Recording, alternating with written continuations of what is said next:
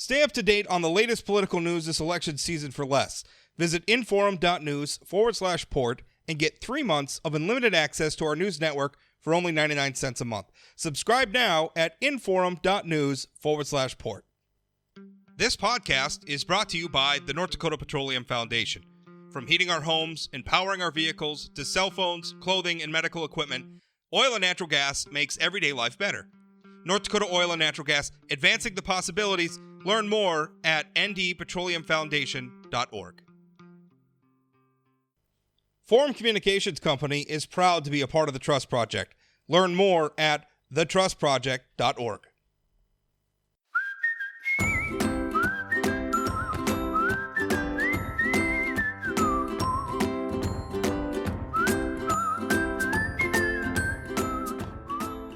Welcome to Plain Talk, and for the term limits ballot measure, it's been it's been an odd journey to the ballot.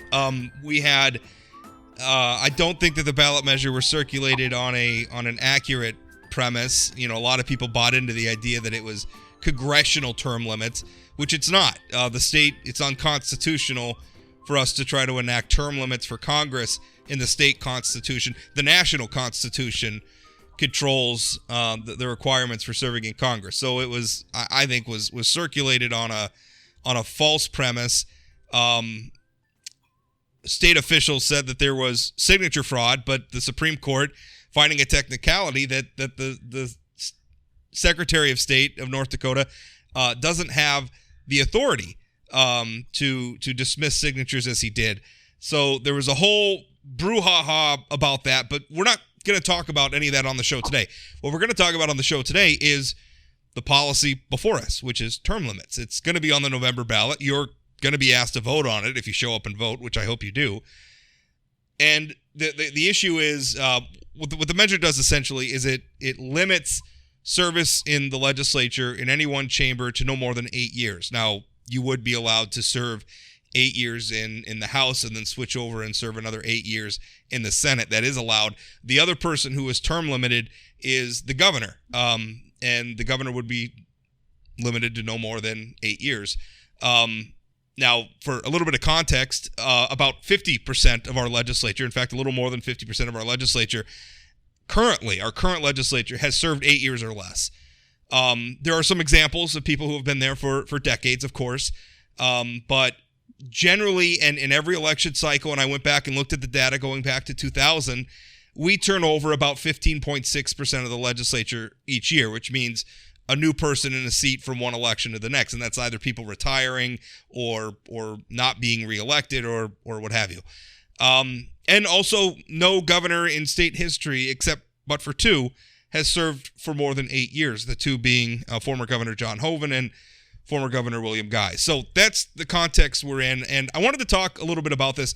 Mike Machenbacher is a longtime participant in North Dakota politics, call him an activist, I guess, in various roles. He's been a promoter. He's currently running for the State House of Representatives in District 47, of course, is a Republican, and he joins to talk about this. Mike is not in favor of term limits, and then someone who is in favor of the idea of term limits is Dustin Goverlow from the North Dakota Watchdog Network. Gentlemen, welcome to the show.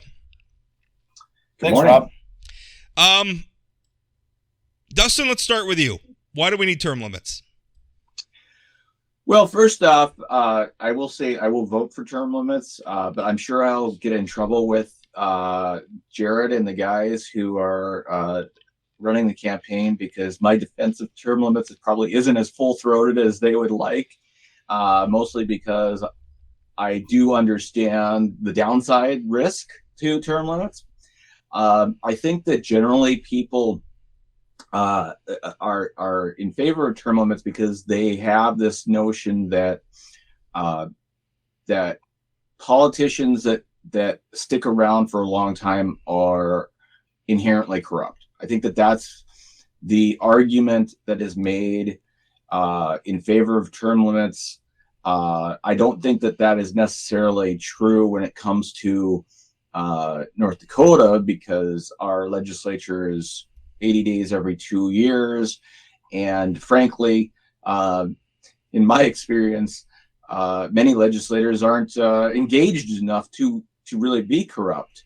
But that's more of a criticism of their own commitment to the job. Some of them, I mean, a lot of them are, fully enthralled in it, but we know of many that just kind of are there either for the benefits or for the supposed prestige of it and the social climbing aspect of it.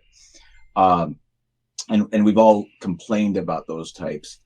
I think that, this movement has gone on for many decades. In fact, that this is probably the third wave of term limits around the country. You mentioned regarding federal level. In the early 90s in North Dakota, there was an effort to, in North Dakota and many other states, to apply state law to federal offices. And we still have those laws on the books, oddly enough, but they're unenforceable. And so the overall aspect of it is that, as far as in favor of it is the notion that turnover inherently will create better outcomes, that having new voices and new perspectives in the legislature will shake things up and change the status quo, which is ironically, you're talking about how it earlier, I think before you were recording, about how people consider term limits to be a conservative notion when, traditionally conservatism has been about maintaining the status quo, not changing it. But modern conservatism in the last 20, 30 years has really been about shaking things up in a more aggressive and proactive way. And so this is part of how the labels really don't mean anything anymore. It's become more reactionary and more populist, I would argue. Yeah.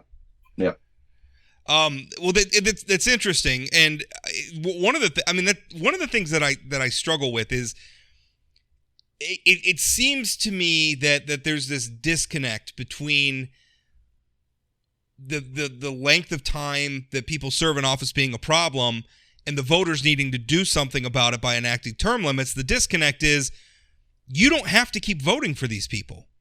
Nobody is serving an elected office because they lost an election and then just forced their way back into office. That's not happening. What's happening is people who have held office for a long time are running for re-election. They're earning their party's endorsement again because sometimes they get challenged. Somebody else could be chosen during that process. They're winning on the June primary and they're winning in the general election. So, I mean, at some point, I struggle with that, Mike, is that disconnect between we have to protect the voters from themselves. It seems like that's what we're saying. That's exactly what we're saying. And I think the voters are short selling their own ability to make a difference. And, I never thought in my 50 years of living on this earth so far that I would ever quote Lloyd Omdahl, who I don't think I've ever agreed with on anything, but he had a quote here recently that said, by limiting terms, the citizens are telling themselves that democracy in North Dakota has a serious defect. The voters need to be protected from their own inability to make intelligent decisions in the election and re-election of legislators. And that's exactly what the voters are doing by putting term limits on. They're stating that they don't have the ability to change the outcome of elections, which they absolutely do. And, if I could just take a minute, you started to hit on the process, Rob. I think there's kind of a disconnect or maybe just a lack of knowledge, I guess, of how, legislators get to the point where they're at. And, even prior to the primary, they have to go through their endorsing conventions, like you said, and they have to win that. But prior to that, they have to notify their chairman that they're going to run. They then have to go to constituents in their district to get them to show up at these nominating conventions and support them. There is a process prior to the primary election to where that candidate, if if he's running for re-election, did not do a good job during his first term, that, the option is there for someone else to actually take that nomination and have their name on the ballot rather than the one that's running as an incumbent. And it's not that hard to do. In fact, it's happened. It's happened this cycle. Let's one big example: District 33, where State Senator Jessica Unruh, who was widely respected, had a lot of money in her. I mean, you want to talk about the influence of money? Her campaign was very well funded, and she was unseated. However, I didn't like that outcome, but I don't live in District 33. The people there, at least the Republicans there, denied her their nomination. She lost it at her party's convention, and she lost on the June ballot. So, to me, Justin, that looks like the process works. Why do we need term limits on top of that? Well, prior to, let's say, the last 10 years, primaries were not generally used in the Republican Party to challenge incumbents. It was very rare situation for a Republican prior to 2012, we'll call it the general Tea Party era, to be challenged. I think that one of the motivations here is that you've got the Bastiat caucus and the general challengers who go into primaries and flood the district conventions and have been successful in, let's say, half of their attempts, which is probably pretty accurate. As they've been successful, the party's been changing the rules on them, trying to make it a little bit more difficult. And that has been perceived as an incumbency protection. Yeah. Although they changed plenty of rules themselves. The Bastiats controlled District 3 here in Minot. And when they held their endorsing convention, people who hadn't paid dues the year before, including people who, thanks to hadn't been in the district even before, either because they moved there or maybe they got drawn into the district after redistricting, they weren't allowed to participate. So, let's not make it sound like it's just the Bastiats have been putting their finger on the scale too. Well, then, he who has the gold makes the rules, and decisions are made by those who show up. So that's how politics is. But I think that in a lot of ways that this effort is designed to counteract some of those rule changes that are looked at as being stacking the deck and rigging the game. And then you've got the issue that it's always easier to put somebody in and get somebody new when it's an open seat. There's very few people that want to challenge an incumbent just on the surface. And so by eliminating them as an incumbent, you in theory create more competition. I know that that's one of the working theories that the term limits crowd goes by. Okay, but the thing is if and I don't buy for a minute that the party's been putting their finger on the scale. I think the party's had some problems with some people who aren't Republicans, that don't respect the process, who actively campaign. They want to participate in the Republican process to select candidates, and they campaign against Republican candidates in the general election. Charles Tuttle being one example of this. So I struggle with the idea. I don't agree that they're doing incumbency protection. I think there's a battle between factions of the party, and they're both struggling for control. But the problem I have is that you can absolutely, the fact that people have been unwilling to challenge an incumbent does not set aside the fact that the incumbent can be challenged and can be defeated. And not just in the convention process, in the June primary process, where the state party really has no control at all. That's a completely open primary. Anybody who can get some signatures can put themselves on that ballot and can win. So, it works. I guess I just don't understand why we need, I want to stipulate here, I should have said this at the beginning, I think this is going to pass. I don't think there's any question this is going to pass. On paper, it's catnip for the sort of the anti-establishment attitude, the tear it all down attitude that is permeating our politics right now, unfortunately. So I think it's going to pass, because I don't think a lot of people are going to spend a lot of time thinking about this.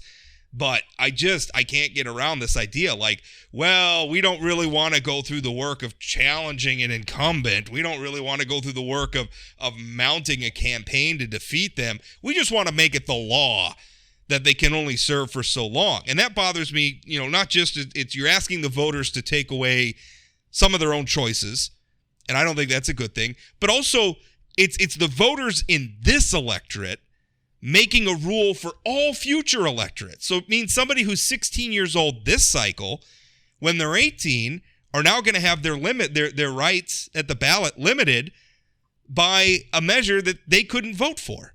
So, I mean, that does not sit well with me, Dustin, at all. And Mike, I'm assuming it doesn't sit well with you either, since you're the one against it. You're also against this, as I am. Yeah, no, not at all. And, I agree with you. I saw the recent RMG research poll that said that 81% of people support this. And that was extremely concerning to me because, I think it's accurate. I'm not disputing that poll at all. I think that's probably accurate. That's my sense. No, and I agree. Yeah. If I think the vote was held tomorrow, I think it would be at least 70% in favor, if not more. And I see several unintended consequences of this bill that I really don't think in 8 to 10 years down the road, when this really starts to affect us and we're throwing out legislators who are good legislators just because they're term limited. I kind of can relate it to a job. I was in the private sector I've been in there in the last 30 years. I've had several employees working for me. Legislators are no different than an employee. If they're good, you want to keep them around. If they're bad, you get rid of them. I couldn't imagine, in the job that I had and the people that I was managing, if every 8 years I had to get rid of an employee just because they were there too long. Could you imagine that, Dustin, term limiting your employees? Like you have a really good mechanic and it's like, oh, you can only be a mechanic for 8 years though. Yeah. That's exactly the point. And that's a huge unintended consequence that is going to become a reality here if this passes. And I really think there needs to be a concerted effort against this just because, I strongly think that you need a good mixture of experienced legislators who have been there for a while. And I'm not saying, once they get to the 35 and 40 year mark, yeah, it might be time to step aside and let somebody else in there. But to cut them off at 8 years, I think it's extreme. And, you guys have been involved in the legislature. Dustin, you and I have been working against bills and for bills, on the opposite sides and same sides for several years. We know how the process works. And, do you really want to put the pen to the checkbook of North Dakota into the hands of a legislator who is just starting their third session? That's a huge responsibility. And, you and I both know that these legislators who come in when they're starting their second term are just simply not ready to take on that huge responsibility. This is billions of dollars, billions of taxpayer dollars, and huge, social and economic issues that they're going to be in charge of and with very little experience. And you need to bring in two mixes. You need some good, new, young legislators to come in and have new ideas, but you also need that institutional knowledge of some of these ones that have been in there for 12, 14, 16, 18, maybe even 20 years, because they've been through this. They know how the process works. A lot of these bills that are coming through, they've probably seen before. Some of the stuff has worked, some of it hasn't worked. If you every 4 years, if you're turning over half the legislature, you're going to lose all the institutional knowledge that you have in there. And that I think plays into a separations of power question, Dustin, where it's I feel like we're putting the executive branch, giving them even more of an advantage than they already have. Because right now our legislature is constitutionally constrained. It's part-time lawmakers, right? So everybody's got a day job, or I guess they're retired or independently wealthy or what have you. Nobody's doing this full time. They can only meet in regular session for 80 days of biennium, and most of that is in the winter to spring session every 2 years. So they're very constrained, and so on top of that, we're also going to put in place term limits. So we're going to limit their institutional knowledge, and then people can say, well, we're also term limiting the governor. Except, again, only 2 governors in state history have ever served more than 8 years, and also we have a whole host of other executive branch officers who aren't term limited by this. So the attorney general, who sits on the Industrial Commission, who in many ways is every bit as powerful politically as the governor, is not term limited. The Ag Commissioner, who also sits on the powerful Industrial Commission, is not term limited. The Insurance Commissioner, all the people who, by the way, aren't elected at all but hold extremely influential positions within government are not going to be term limited. I feel like we are putting our finger on the scale for the balance of power in North Dakota, and it's not a good thing. Yeah, and this particular angle is why I can kind of argue both sides of the issue, which is the loss of institutional knowledge is a problem. I mean, my experience in 2019, I realized that, in the House Finance and Tax Committee, which is the committee that I spend most of my time in, I've been there lobbying longer than all of the members of the committee, except for Craig Hedlund, the chairman. And it came to a head when there was a particular legislator that was proposing that the Common School Trust Fund be basically divested and used to pay for school buildings. And, after the hearing, I went up to the legislator and said, okay, that's a great idea. However, where are you going to come up with the money that is generated by the Common Schools Trust Fund that is currently subsidizing the K-12 budget to reduce taxes for North Dakota? You start taking bites out of the principal, it's going to affect the interest revenue it's kicking off, or the investment revenue. Yeah, and the issue is not necessarily that fund or how you fund it in general. It's the lack of understanding how the systems, how the puzzle that are in place together work, and why they are run the way that they are, and what the ripple effect of changing things is. I'm not against changing those sorts of formulas. However, you've got to have a plan for how to deal with the ramifications.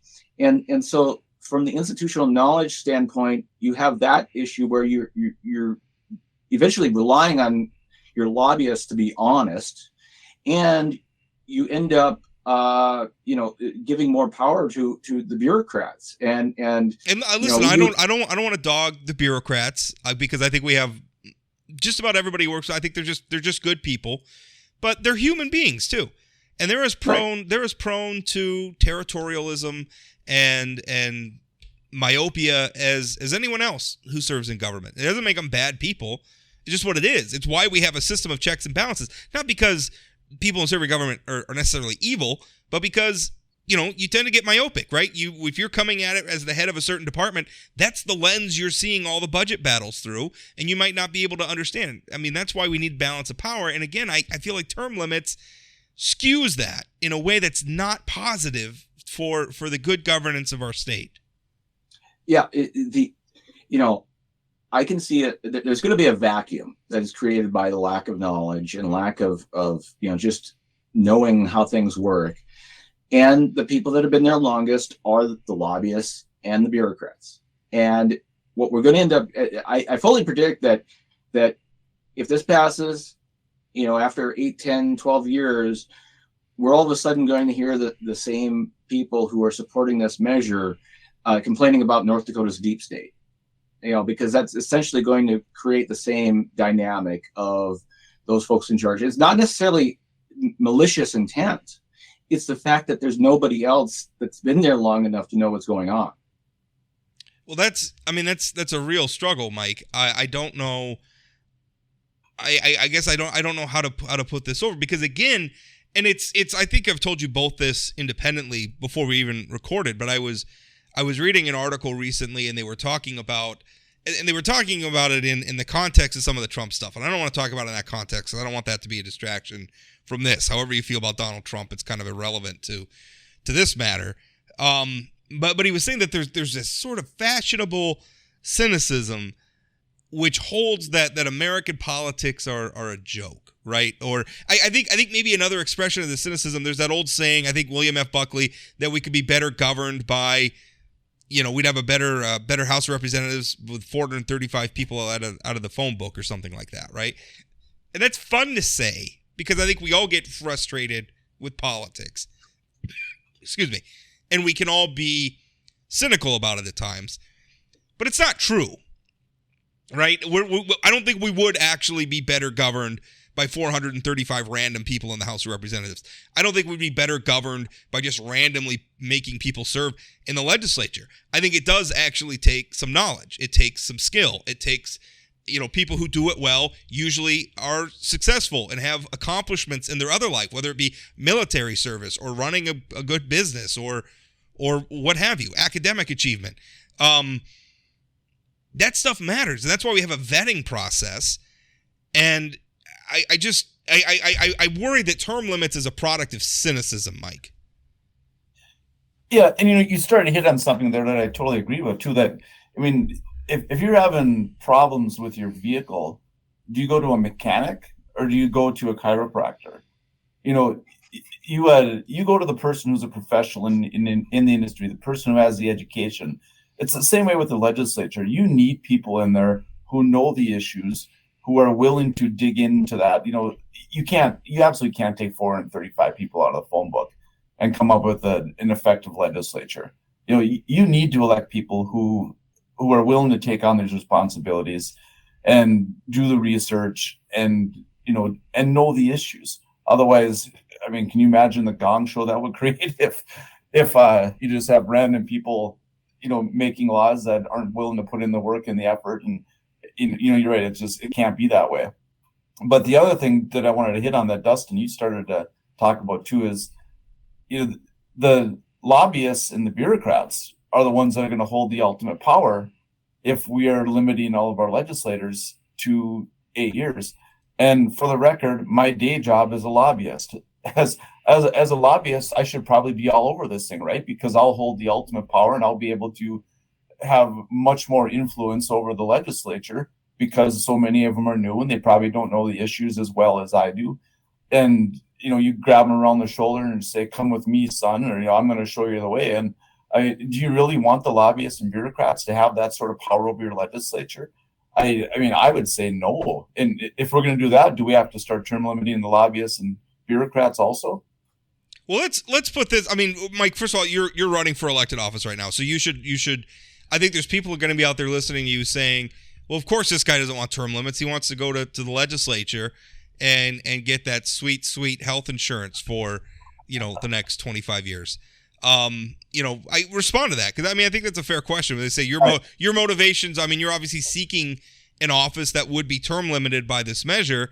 Is that a conflict? I can absolutely attest to the fact that I'm not in this for any personal gain whatsoever. It's just, you guys both personally know me. I know not everybody in the state knows me like you guys do, but I have nothing to gain out of this. And my goals of getting the legislature is actually, jumping in right away and trying to make a difference and do what's right for North Dakota. And, in addition to doing what's right for my family, I want that to be, do stuff that's right for everybody's families. And that's why I'm running. This has nothing to do with me wanting to be a lifetime politician at all. And, it's going to be up to me to convince people that over the next several years, but I really think that my voting record will prove that. And, you'll see that right away. It won't take very long to realize that I'm not in this for myself at all. Speaking to that point, first of all, if anybody who thinks somebody's getting rich serving in the legislature is kidding themselves, because they don't really get. And don't get me wrong, I look on with envy at that health insurance benefit that they get.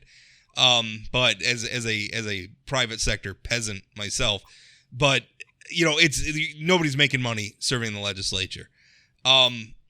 One thing, Dustin, is it seems because I don't want people to think that I'm opposing term limits because I don't see a problem with people getting entrenched with power. I do see that, or people getting to.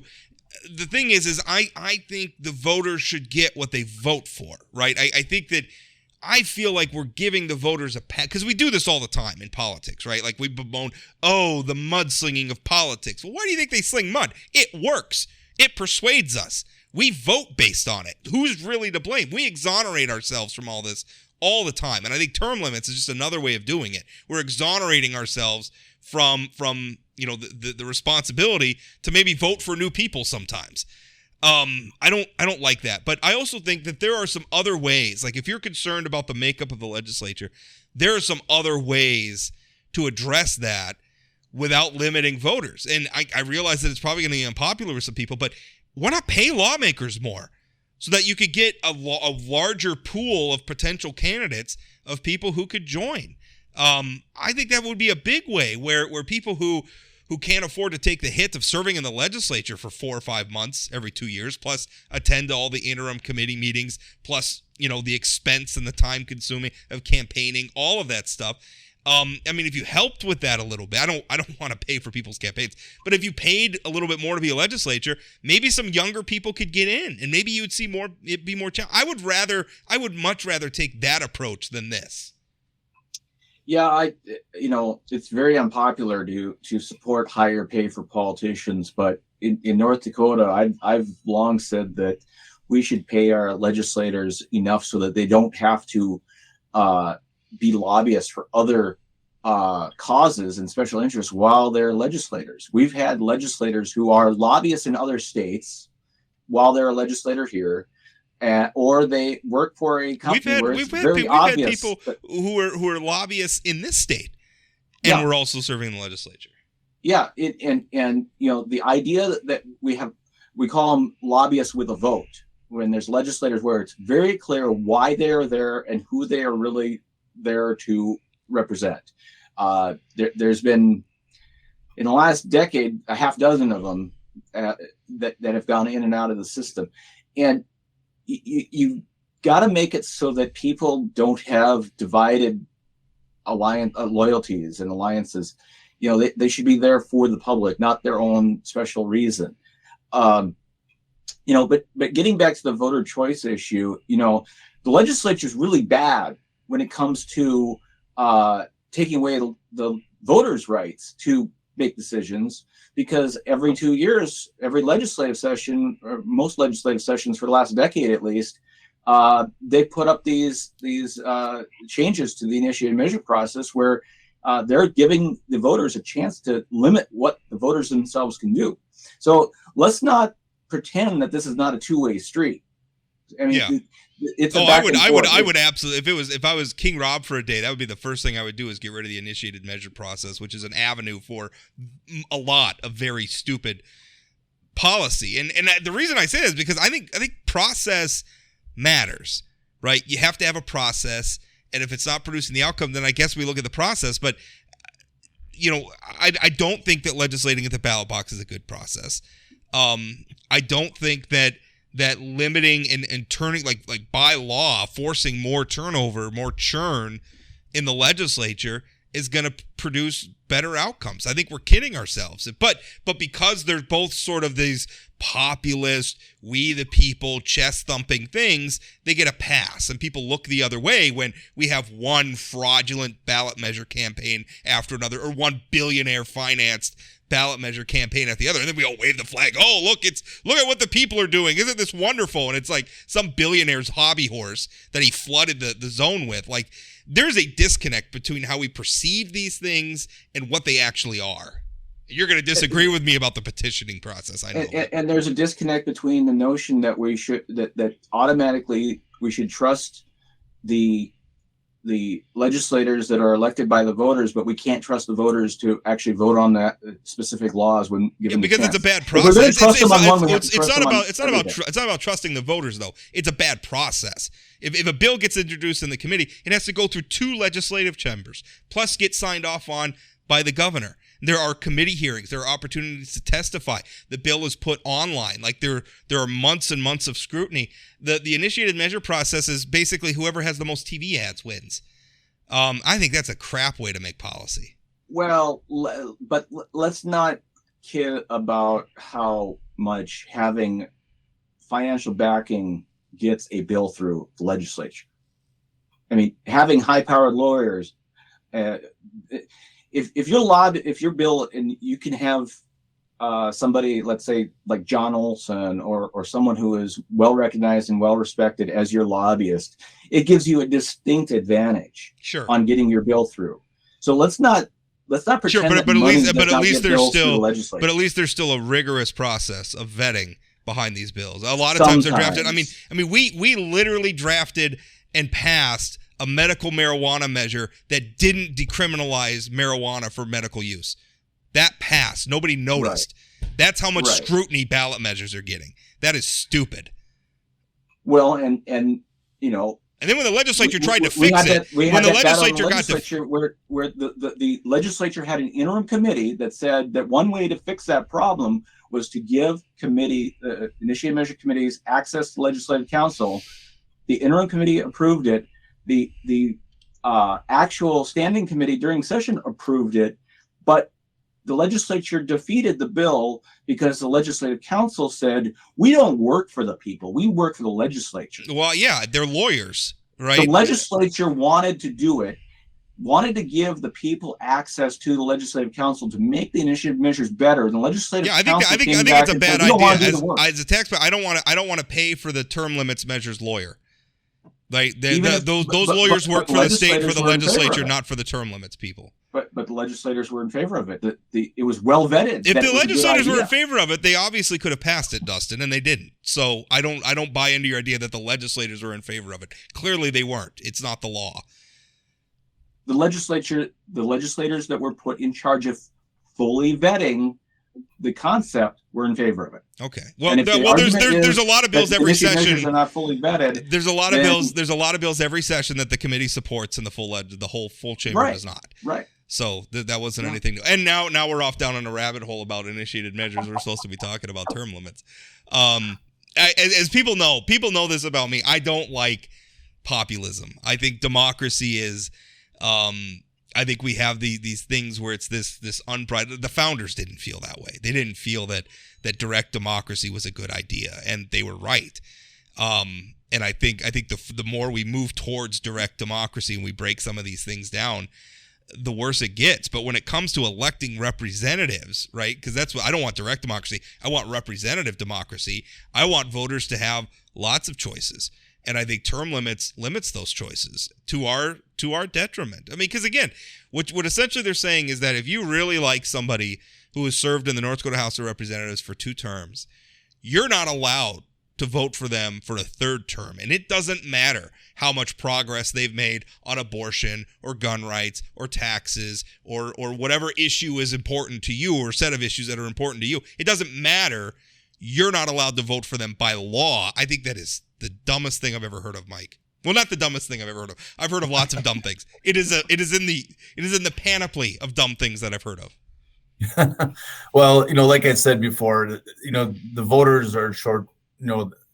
They're not giving themselves the credit that they deserve, and the voters have the ultimate power. And I just continuously and I encourage people to get involved.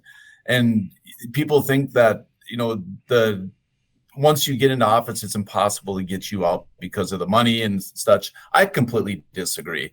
I mean, there is a process in place well before the primary where you can get involved. You can get, a lot of the districts have precincts. You can become a precinct committee person. You can simply get involved and attend and vote and pay your party dues if that's one thing that they require. Whatever it is, there's an opportunity for every single person to get involved. And it's not hard. It's not that time consuming at all. And you can certainly have a say in who is your elected representatives and who's representing your party in your district. And I just strongly encourage people to get involved at their district levels. I'm admiring a little bit the metaphor that Mike just engaged in. I kind of feel like the term limits are the yard signs of campaigning, right? Because it's if you ever talk to somebody who has had to organize a campaign, whether they're a volunteer or a professional, they have this joke about yard signs, right? Because they're trying to get people to get involved. So they want people to knock on doors. They want people to make phone calls. They want them to give money. They want them to walk in parades. They want them to do things to help the campaign.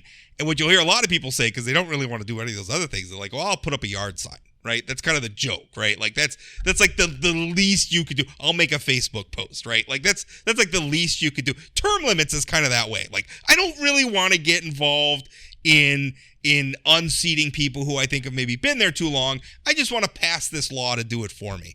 It's laziness.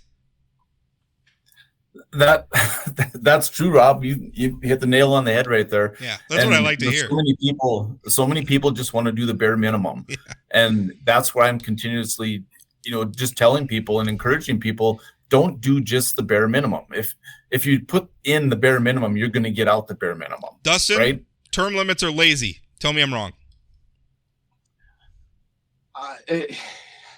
I can't really tell you you're wrong, because term limits makes it a lot easier for anybody who wants to get new people in, whether the new people are any better than the old ones. It's indiscriminate. That's really the problem here, right? It's indiscriminate. I think we could all name people who were in office for just way too, whether it's at the national level or the local level, they were just there too long. And I think we can name them, and that's frustrating. But the problem is when you implement term limits, you're also getting rid of people who were there for a while and did really good, right?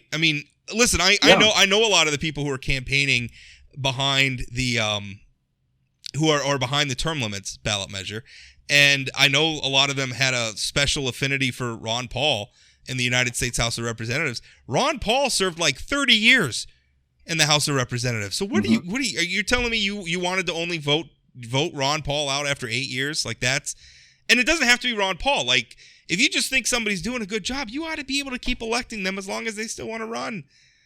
I don't understand this. The argument that they will have on the, throwing the good out with the bad is that they believe that there's more bad than 20% good and 80% bad. I just don't think they're right. I just don't think they're right. And the thing is, like, it's easy to look at and this gets into it. It's like how the United States Congress can have an approval rating that's like 6, right? Like it's like a couple of steps up from the tax collector.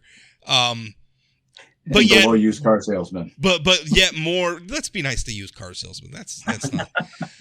They're salt of the earth. But somehow most of them get reelected every 2 years, right? I think the reelection rate in the United States House of Representatives going back like 40 years is like close to 90% of people get reelected every, and I get, it's money in politics. It's the advantage of incumbency and everything. And I don't know, maybe, but like you're intellectually aware of that, right? Like, it doesn't matter. Heidi Heitkamp outspent Kevin Cramer 4 times over in 2018, and she lost by like 12 points or whatever it was. So that's not everything. You don't have to vote for these people. Just make the choice not to. Run somebody else. But I just, again, anyway, we're coming up against it. Mike, last thoughts, and then we'll have Justin wrap us up. Okay, just I guess my last thought would be, when you're not when I'm running for election, but when somebody is running for an election, you're going to send out flyers, you're going to do radio ads, you're going to do TV ads, you can do everything you can to support your own candidacy, correct? Your goal of this is to get the voter to vote for you, okay, which is exactly what everyone's supposed to do. Sometimes the goal is just to get them to vote against the other person. Unfortunately, or that I'm not defending that, but let's face it, that's it a lot of the time. Right. So if you're getting 40 mailers and you're seeing 500 TV and radio ads for one candidate, and you think that is the only option out there, all it takes, we have this great tool called the internet nowadays, where you can go and you can see someone's voting records, you can see their morals, you can see everything you want about a candidate with just a tiny little bit of research. And if that's who you want in there, then that's who you vote for. If that's not who you want in there, you vote for the other person. And in North Dakota, the governor, the attorney general, the secretary of state, the legislator, every elected official has a 4-year term. Their term is over after their first 4 years. You don't need to term limit them. Their term is over. If they deserve another shot, just like you said, Rob, and you want to put Ron Paul in there for 30 years or whatever it is, if you think he's a good person and you want to elect him for more than 8 years, go for it. You have that choice every 4 years. You don't need to put this in constitution. We haven't even talked about recalls. You can, if they're really bad, you can recall, right? Correct. Right. We haven't talked about referendums, which I don't like initiated measures, but I like referendums. The people sort of exercising a veto. If they're passing bills you don't like, you can refer them to the ballot. These processes exist, but I think Mike's. We didn't talk about this at all, but I think the role of the internet, where organizing a campaign and raising money and communicating everything is so much easier and so much cheaper than it's ever been before. to me, that undermines the case for term limits a bit. Dustin, I'll let you have the last word. Well, I think that on an issue like this, it's important for both sides to understand that there's pros and cons to it, and there's reasons that people are for it. And there is a argument to be made that stagnation creates a worse product. There's definitely an argument for that. And on the flip side, there is a case to be made that, by forcing both the good and the bad to leave the legislature after 8 years, you may or may not get a better product with that either. And so it's important to look at both sides of this issue. I think that if the real concern is the entrenchment of the establishment and that sort of thing, obviously people will vote for it. But that's not the only issue in this discussion. And so I think that in general, people need to understand that the motives of the people who support these things are not all the same. And overall, just consider the ramifications of whatever you vote on this, that it will change the dynamic, and hopefully it'll be for the good. Hopefully. Yeah, I do like when you're saying pros and cons. I was imagining, well, what's one of the cons of the status quo? And I guess the con is that the voters often make stupid decisions and keep electing the same idiots. Whose fault is that? That's one of my favorite things, and what I get to do for a living is because I don't have to be elected by anybody, I'm allowed to point out that the electorate often does stupid things. Voters very often do stupid things. I'm not quite to the point where H.L. Mencken once defined democracy as the belief in the collective wisdom of individually stupid people. I'm not quite there. I still very much like democracy, but I don't think we should be afraid sometimes of just saying, listen, collectively, we get up to some very stupid things sometimes. Anyway, that's it. Good talk, gentlemen. Thanks for joining. Yep, thanks for having us, Rob.